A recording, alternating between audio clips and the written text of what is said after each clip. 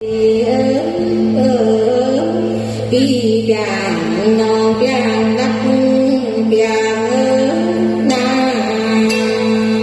Người miền núi chất lên sân khấu, tay cầm mai từng người cùng chơi cuối đất cho họ biết đây là ai, là rap hip hop từ trên bản làng. Có công ngoài sân, có ngay nên cái anh sống trên bản, rap trên bản, có mấy thằng rap hip hop trên bản làm tay đời nhàng, sống đơn giản quan điểm sống tốt thủ trên bản người mình chạy không chơi xa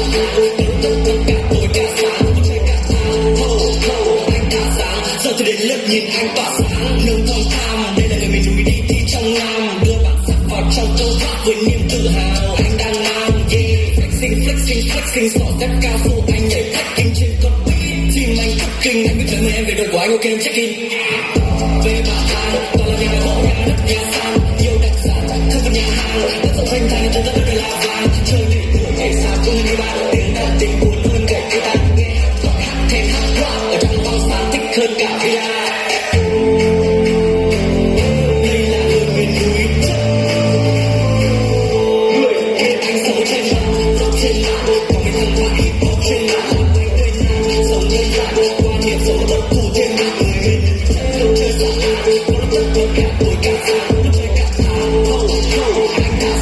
Giờ thì đến lượt nhìn anh tỏa sáng